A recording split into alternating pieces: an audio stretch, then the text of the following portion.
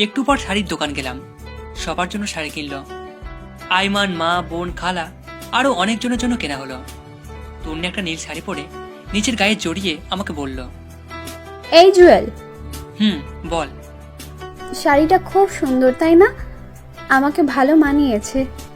তো এখন কি করব?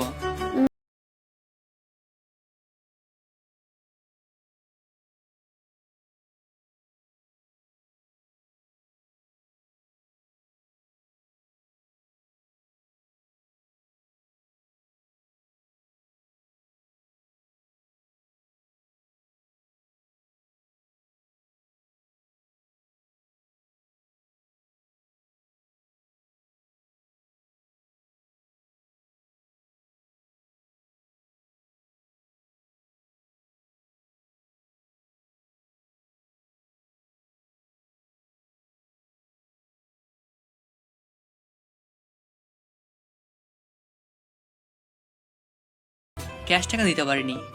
ওর বিকাশ নাম্বার নিয়ে একটা কলিগকে বলে টাকা পাঠিয়ে দিলাম। একটু পর রিক্সায় আসলাম। কি রে, কোথায় গিয়েছিলি? সেটা তো না জানলেও চলবে। এই মামা চলেন। বাসার সামনে এসে আমি তন্নিকে উপরে পাঠিয়ে দিলাম। রিক্সা ভাড়া দিয়ে আমি উপরে আসলাম। দেখলাম তন্নি রুমে নেই। মনে হয় ওয়াশরুমে গেছে। আমি নেকলেসটা ড্রয়ারে রেখে দিয়েছি। তন্নি ওয়াশরুম থেকে বের হলো। খুব হাসি খুশি লাগছে। তারপর নিচে গিয়ে খাওয়া দাওয়া করে আগের দিনের মতো সোফায় শুয়ে পড়লাম। তন্নি কিছু বলতে গিয়েও বলেনি। পরের দিন আইমানের বিয়ে। সকাল থেকে শুধু কল দিচ্ছে। আমি ঘুম থেকে উঠে দেখি তন্নি মায়ের সাথে রান্নাঘরে কাজ করছে। কিছু না বলে ফ্রেশ হতে চলে গেলাম। একটু পর নাস্তা করে রেডি হয়ে তন্নিকে বললাম, তাড়াতাড়ি রেডি হতে, আমরা বিয়েতে যাব, আরো অনেক কাজ আছে। তন্নি হ্যাঁ সূচক ইশারা দিয়ে রেডি হতে চলে গেল। আমি বাইরে গিয়ে দাঁড়িয়ে আছি। একটু পর তন্নি রেডি হয়ে আসলো। আমি তো দেখে একদম ক্রাশ খেয়ে গেলাম। কালকে সে শাড়িটা পরেছে, আবার গলায় নেকলেসটাও পরেছে, পায়ে হাই হিল, হালকা লিপস্টিক। উফ, মাথা নষ্ট করে দিচ্ছে। আমি হাঁ করে তাকিয়ে আছি। একটু পর বুঝলাম কে একজন আমাকে ধাক্কা দিচ্ছে। কি রে, অমন হাঁ করে কি দেখছিস? মনে হয় আগে কোনোদিন আমাকে দেখিসনি। দেখছি, তবে আজকে একটু অন্যরকম লাগছে। তন্নি লজ্জায় লাল হয়ে যায়। দেখতে আরো কিউট লাগছে। তারপর একটা রিক্সা নিয়ে রওনা দিলাম। তন্নি আমার বাম হাতটা চেপে ধরেছে। একটু পর বলল, ধন্যবাদ। হঠাৎ ধন্যবাদ? এই যে আমার পছন্দের নেকলেসটা নিলি তাই। এখানে ধন্যবাদ দেওয়ার কিছুই নেই। তুই কি কালকে দোকানে আমাকে খেয়াল করেছিস? একটু একটু। কথা বলতে বলতে আমরা আবার মার্কেটে যাই। বিয়ের জন্য একটা গিফট নিলাম। এরপর আইমানদের বাসায় চলে গেলাম। সারাদিন খাওয়া দাওয়া আর মেহমান নিয়ে বিজি ছিলাম। সন্ধ্যার পর আইমান এসে আমাকে বলল, দোস্ত, একটা কাজ করতে হবে। কি কাজ? দোস্ত, তুই আর তনি আমার বাসর ঘরটা সাজিয়ে দে। কিন্তু কোনো কিন্তু নাই, প্লিজ দোস্ত, না করিস না। সানিকে বাবার সাথে বাজারে পাঠাইছি, আর ফারিয়া মিলির সাথে আছে। আচ্ছা ঠিক আছে। বাবা থাকলে বাবাই তোকে বলতো। আমার তো একটু লজ্জা লাগছে, তাই কাউকে বলতেছি না। হয়েছে, আর লজ্জা পেতে হবে না। যা, আমি দেখছি। এরপর তন্নিকে খুঁজতে লাগলাম। দেখলাম নতুন বউয়ের সাথে সেলফি তুলছে। সারাদিনে কয়েক হাজারবার সেলফি তুলেছে, তাও মন ভরেনি। আমি ইশারা দিয়ে ডেকে নিলাম। তারপর এসে বলে, বল, কেন ডেকেছিস? আরে বাসর ঘর সাজাতে হবে, এখানে আর কি কেউ পারে না। আরে কি বলিস, এখনো সাজায়নি? সাজালে কি তোকে ডাকতাম? আচ্ছা ঠিক আছে, চল। এরপর তন্নি আর আমি বাসর ঘর সাজাতে লাগলাম। সাজানো প্রায় শেষ। এমন সময় তন্নি বলে, জানিস, বাসর ঘর নিয়ে আমার অনেক স্বপ্ন ছিল। তাই নাকি? জানিস আমি কি কি কল্পনা করেছি বাসর রাত নিয়ে? কি কি?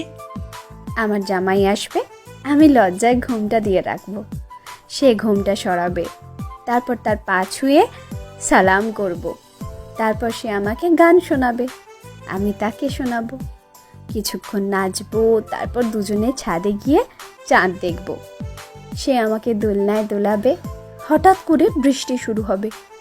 তুই পাগল নাকি? চাঁদ উঠলে আবার বৃষ্টি হয় নাকি? তুই চুপ থাক। তারপর আমরা দুজনে অনেক সময় হাত ধরে ভিজবো, তারপর আবার রুমে চলে আসব। আমি তার বুকে মাথা রেখে ঘুমিয়ে পড়ব। আমি তন্নির কথা শুনে একটু অভিমানের ভঙ্গিতে দাঁড়িয়ে দাঁড়িয়ে আয়মানের বাসর ঘরে গোলাপ ফুল ছিটাচ্ছি। আমার এমন মুখ দেখে তন্নি বলে, কি রে, তোর আবার কি হলো? কই কিছু না। মুখটা এমন প্যাঁচার মতো করে রাখছিস কেন? সবার কপালে কি আর বাসর রাত থাকে? অবাকাদের কপালে তো কিছুই থাকে না। হয়েছে, আর ঢং করতে হবে না। এই নে, এটা ধর। কি এটাতে? শেরওয়ানি। আমরা এখন বাসায় যাব, আমরাও বাসর ঘর করব। কি? আমি একটা লাল বেনারসি পরব, তুই 30 মিনিট পর রুমে যাবি। 30 মিনিট কি করবি? এত কথা তোর জানতে হবে না, যেটা বলছি সেটা।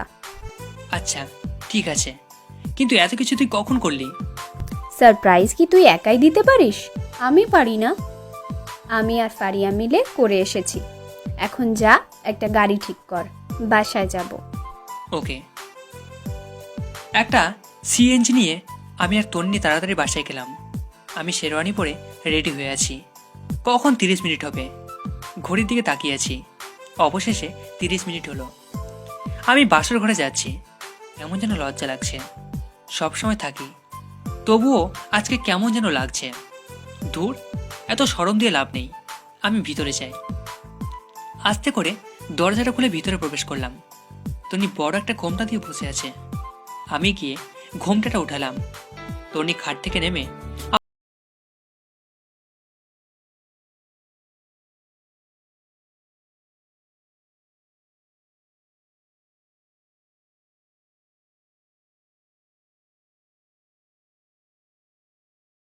এই না না, ভুল হয়ে গেছে, আর বলবো না।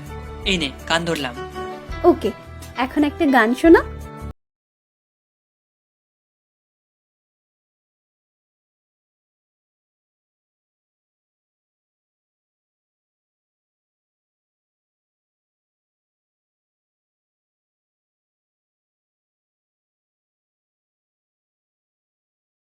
গান গা, নইলে ধাক্কা দিয়ে বাহির করে দেবো।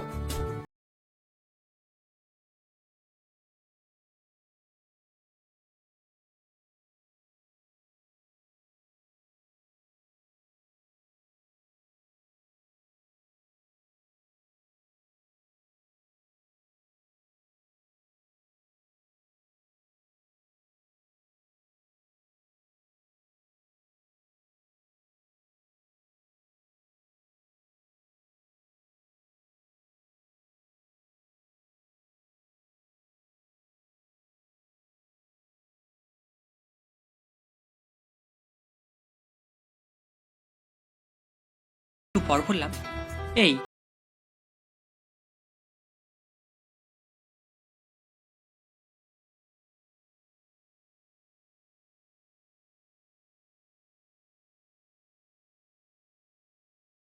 ছাদে ঘুরলাম। একটু পর শুরু হলো ঝমঝম বৃষ্টি। তনির ইচ্ছেটা উপরওয়ালা পূরণ করে দিল। দুজনে অনেক সময় নিয়ে ভিজলাম। হঠাৎ একটা বাজ পড়ার সাথে সাথে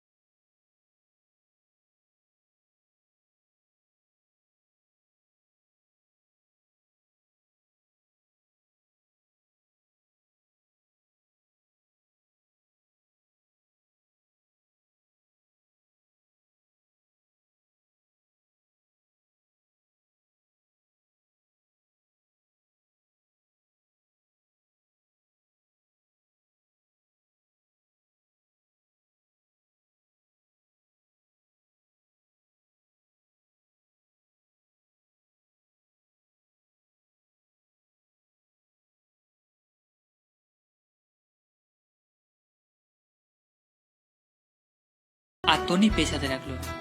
পেছাতে পেছাতে একসময় খাটের উপর গিয়ে পড়ে যায়। তনি লজ্জায় লাল হয়ে যায়। একটা কাপড় দিয়ে মুখ ঢেকে ফেলে। আমি কাপড়টা সরিয়ে ওর মিষ্টি মাখা ঠোঁটে আস্তে করে একটা ঠোঁট বসিয়ে দিলাম। তারপর আমরা দুইজনে হারিয়ে গেলাম অজানা এক রাজ্যে। আরে থামেন, অনেক কিছু তো দেখে ফেলেছেন, এবার আমাদেরকে কিছু একটা করতে দেন। তারপর আমি আর তন্নি সব কিছু